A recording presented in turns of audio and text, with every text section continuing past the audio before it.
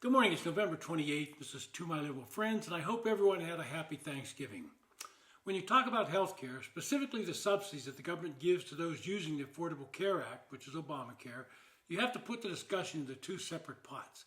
The first one deals with the issue of giving the subsidies in the first place. That's the political question. And the second acknowledges that the subsidies will be there, but raise the questions of who gets them and how much they get. And that's the financial question. Obamacare has been controversial from the outset.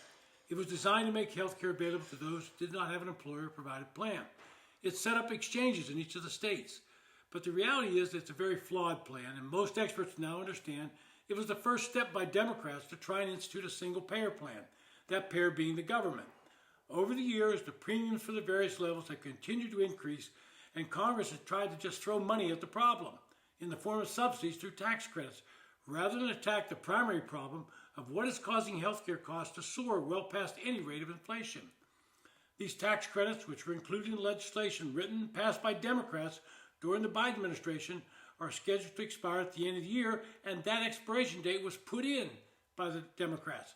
The Biden administration changed the formula for who could get the credits.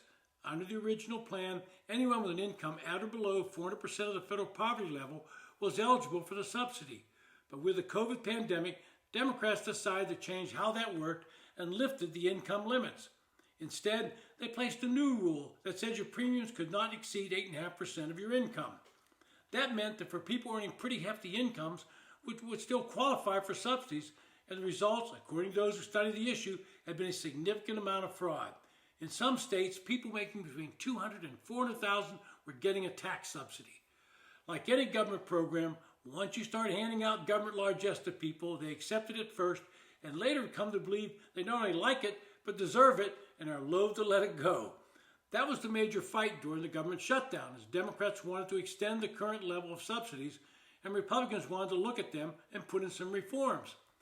And that gets us to where we are today. Politically, Republicans have to realize there are going to be subsidies, and if they ignore that fact, they're going to take a beating at the ballot box come next November.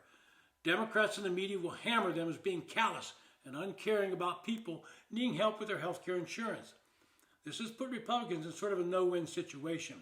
If they extend the tax credits, they will be acknowledging that they accept Obamacare, a program they've spent 15 years trying to kill.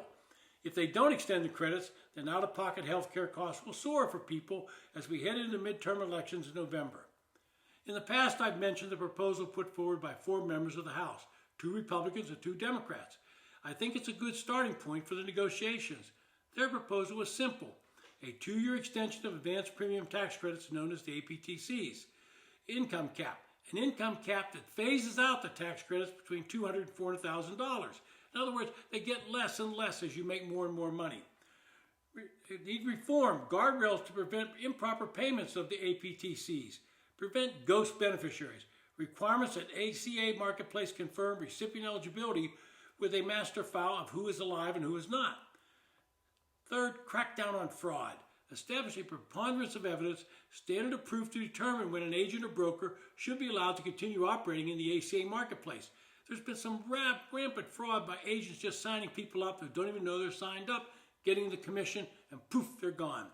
And enhanced delivery clarity. Requirements that Marketplace better notify recipients of the value of APTCs they're receiving from the federal government. Now, reading the news, I think this is where the White House is moving, but they're getting pushback from conservatives in the House. They were prepared to announce something along these lines, but either scrapped it or simply delayed it. I hope it's just a delay. Trump's nascent health care plan reportedly featured a 2-year extension of the enhanced ACA subsidies. Democrats should cheer that, which were expanded and increased by the Biden administration in 2022 during the COVID pandemic. In a nod to the conservative critics, the President blueprint would also install new limits on benefits, including an eligibility cap of 700% of the federal poverty level. In addition, it would require all beneficiaries to assume some premium cost, a response to conservative concerns that zero premium plans encourage fraud. This is a change by Trump, and he's trying to find a compromise. Liberal Democrats won't like it because they want the tax credits to be unlimited, and you can believe that the ultimately want is a universal health care system paid for by the government. But some Democrats have not been so shrill. Senator Jeanine Shaheen from New Hampshire saw the change being offered by Trump as a positive that could ultimately lead to a bipartisan compromise. On the conservative side, Congressman Tim Burch from Tennessee echoed these thoughts by saying, quote, "We've got to quit pointing fingers. We've got to start doing something with this thing. At least Trump's proposal does something. It keeps people from losing their insurance and it verifies it's not a bunch of frauds," end quote. If every American, be they Republican or Democrat, starts looking past their political bias, they will find there is a compromise on the table that would ultimately make some needed reforms to Obamacare, and conservatives need to acknowledge that it's not going away. This has been To My Liberal Friends. Thanks for listening.